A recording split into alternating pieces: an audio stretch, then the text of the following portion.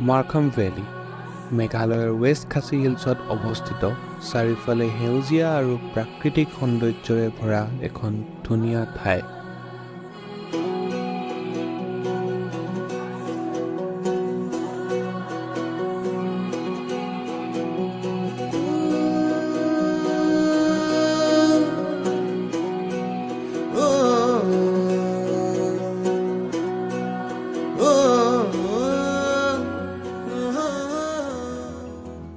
ৰাতিপুৱা প্ৰায় ৫টামান বজাত আমি আমাৰ জাৰ্ণি ষ্টাৰ্ট কৰিলোঁ গুৱাহাটীৰ পৰা মাৰ্খাম ভেলীলৈ বুলি। প্ৰায় ১২০ কিলোমিটাৰ আৰু ৪ ঘণ্টামানৰ পাহাৰৰ একা-বেকা বাটেৰে এটা ধুনীয়া লং জাৰ্ণি। পিছে বৰষুণৰ বতৰ নহয়, ৰিক্সটো ল'ব নোৱাৰি, সেইকাৰণে মই ৰেইনকোটটো ৰুমৰ পৰাই পিন্ধি আহিছোঁ।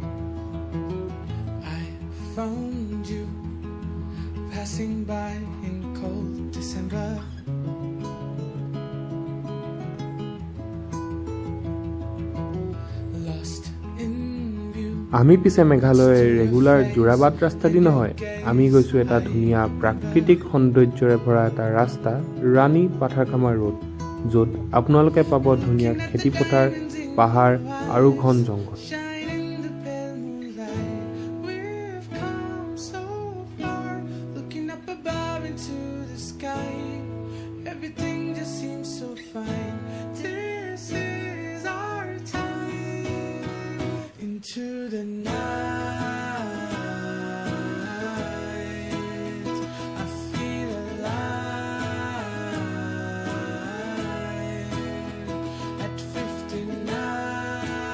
কিন্তু এই জংঘলখনৰ মাজেৰে পাৰ হওঁতে যিমান ধুনীয়া দেখি, পিছে ভয়ো সিমানেই লাগে। আৰু এই ৰিজাৰ্ভখন পাৰ কৰিয়ে আমি পালোহি মেঘালয় বৰ্ডাৰ। বৰ্তমান আমি আছোঁ এতিয়া মেঘালয়ত।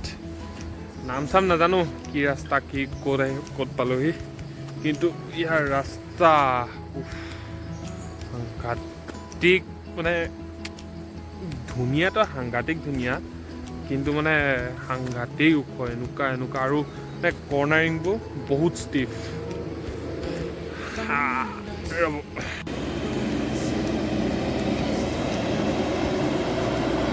এইফালে চাওক ৰাস্তাটো কিমান মানে কৰ্ণাৰিংবোৰ ষ্টিফ।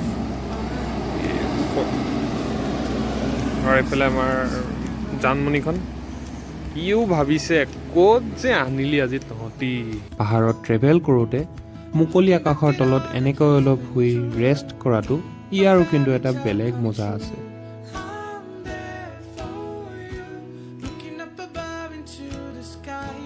বাকী এইটো ৰাস্তাত আপোনালোকে একো এটা নাপায়, দোকান নাপায়। পাব মেঘালয় বৰ্ডাৰ সোমোৱাৰ পিছতে অকণমান সৰু সুৰাকৈ দোকান আছে, আপোনালোকে তাত পাব। বাকী অসম সোমোৱাৰ আগততো অকল জংঘল, আপোনালোকে দেখিলে অকল জংঘল।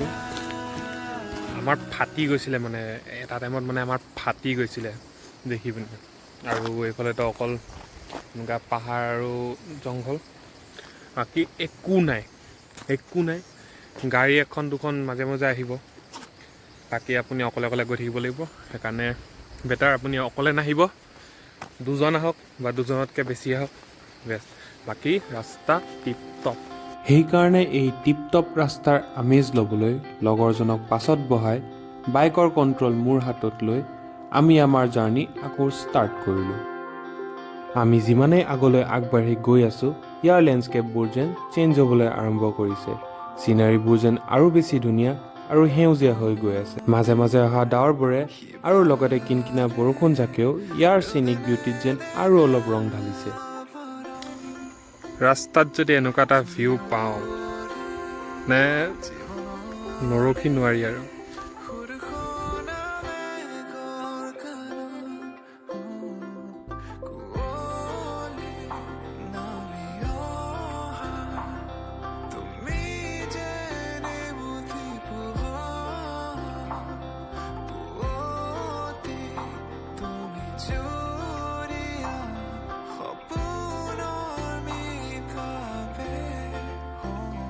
चुरी ली ऐसा भी बता चुरा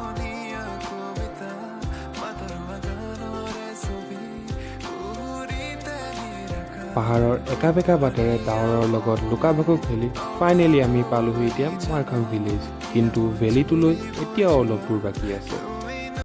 বৰ্তমান আমি গৈ আছোঁ কিবা মিনি জুকো ভেলী বোলে মাৰ্খাম, সেইফালে সেইটো ভিউ দেখিছে ন, তেনেকুৱা সেই জেগাটোলৈ। কিন্তু ৰাস্তাৰ অৱস্থা চাওক, ৰাস্তাই নাই, ক'ত আহি গ'লোঁ। এতিয়া সেইটো গৈ পাওঁ নে নাপাওঁ ঠিক নাই।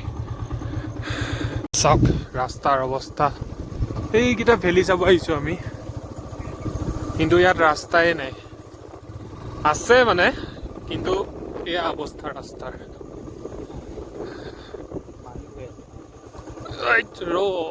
নামিব লাগিব নি? নাই নাই, কিন্তু ভিউটো চাওক না গাইজ, ভিউ চাওক, ভিউ চাওক।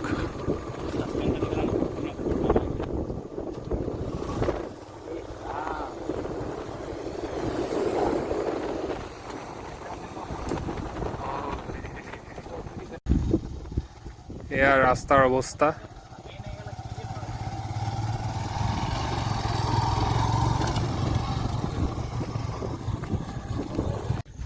গাইজ ভাগৰ লাগি গৈছে,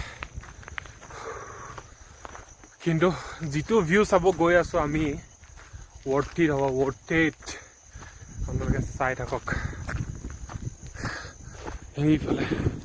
সেইফালে ভিউকেইটা চাওক, সেইবোৰ চাইড ব্লাৰ হৈছে, সেইবোৰ। এতিয়া আমি সেই ওপৰলৈ গৈ আছোঁ। Guys finally look at the view, look at the view। এতিয়াও মেইন জেগা পোৱাগেই নাই আৰু আছে।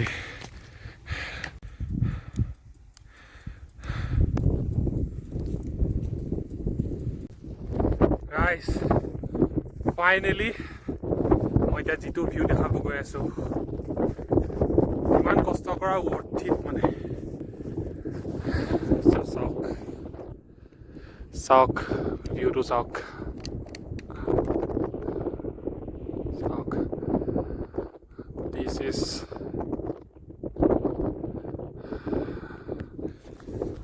Welcome to Markham valley, Markham valley worth it. মানে মিনি জুকো বুলি যে কয়, জাষ্টিফাই কৰে। চাওক না কি ধুনীয়া। বাকী এতিয়া ইয়াত অলপ দেৰি বহিম, বহি পিনে গৈ আছোঁ নেক্সট ডেষ্টিনেশ্যন বুলছ ট্ৰেক। তো ইয়াত অলপ দেৰি বহোঁ, অকণমান ভিউ এনজয় কৰোঁ, কাৰণ ভাগৰ লাগি গৈছে। সঁচাকৈ এইখন যেন এখন কোনোবা আৰ্টিষ্টৰ হাতৰ পেইণ্টিংহে। ইয়াক ডেছক্ৰাইব কৰিব পৰাকৈ মোৰ ওচৰত যেন এতিয়া শব্দৰো অভাৱ। ইয়াত বলি থকা শীতল বতাহজাকে আমাৰ ইমান দূৰ ট্ৰেভেল কৰি অহা ভাগৰখিনিও যেন নিমিষতে নাইকিয়া কৰি দিলে।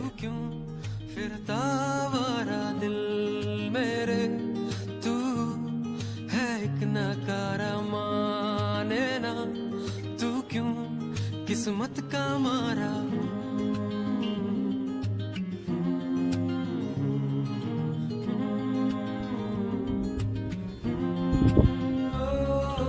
दिल मेरे तू है एक बंजारा जाने ना।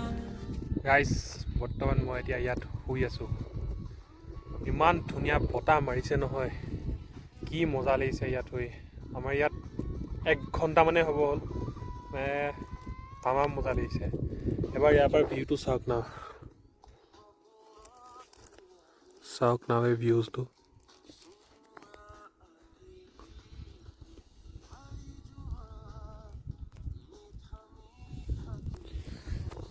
এনেকুৱা ভিউত যদি আহি শুই থাকোঁ, বহি থাকোঁ, কি মজা লাগিব। আৰু এইটোৱে ইমান ধুনীয়া জুকো ভেলী কিমান লেভেলৰ হ'ব সেইটো ভাবক। কামিং চুন, জুকো ভেলী কামিং চুন। এতিয়া আমি ইয়াৰ পৰা যাওঁ, মানে এতিয়া আকৌ যাব আছে বুলছ ট্ৰেক, তাতো অকণমান টাইম লাগিব। ইয়াৰ পৰা 2 ঘণ্টা দেখাইছে বুলছ ট্ৰেকৰ কাৰণে। তাৰপিছত এতিয়া তাত যাওঁ, বাকী আৰু ক'তো নাযাওঁ, এনেও এন্ধাৰ হ'বই। চ' লাষ্ট টাইমৰ কাৰণে এটা ভিউ চাই লওক, অলপ জুম কৰি দিওঁ, চাওক।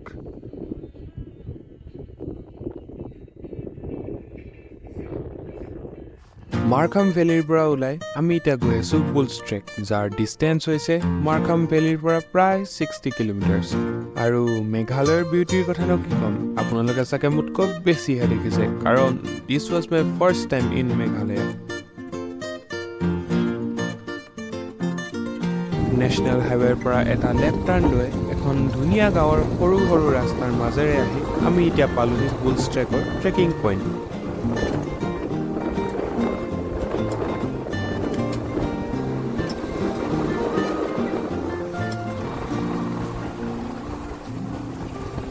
চ' ফাইনেলি পালোহি বুলছ ট্ৰেকিং পইণ্ট। মানে ইয়াৰ পৰা আৰু আধা ঘণ্টামান ট্ৰেক কৰি তললৈ যাব লাগিব।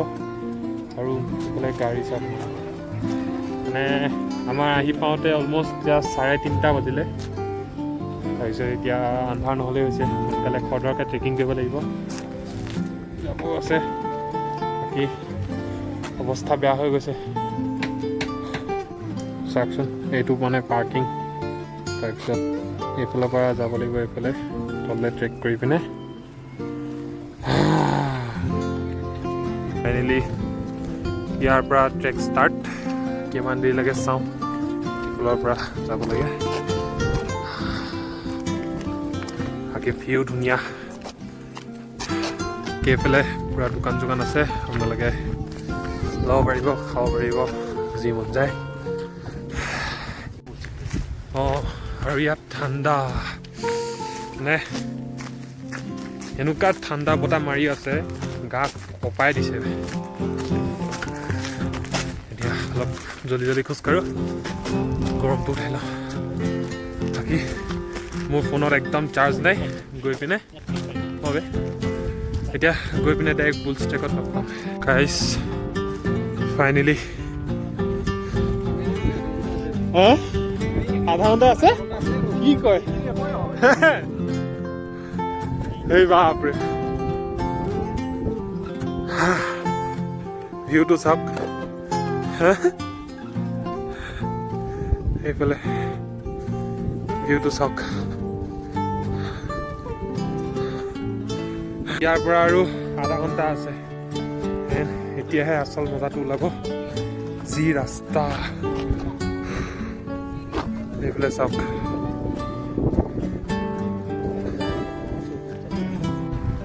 এই পোৱালিটোক চাওক, এই পোৱালি।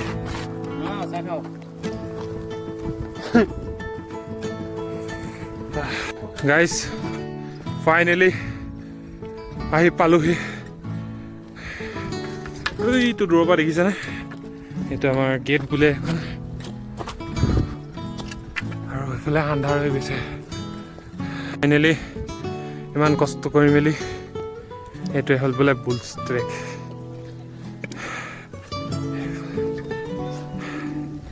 মানুহ আছে।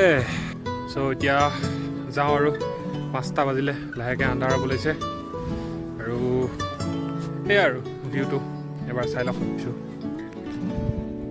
সেয়া আমাৰ লাঠি চাঠি লৈ মেলি এয়াতো ভিউ বুলছ ট্ৰেকৰ। ইয়াত টেণ্ট কৰি আছে, কেতিয়াবা আমিও আহিম ইয়াত। বাকী যাওঁ আৰু এতিয়া ধুনীয়াকৈ ৰুম। আৰু ভিডিঅ' চিডিঅ' কৰি নাথাকোঁ, ফোনত চাৰ্জো নাই, ৰুম গৈ পাব লাগিব যিহেতু। চ' বাই বাই।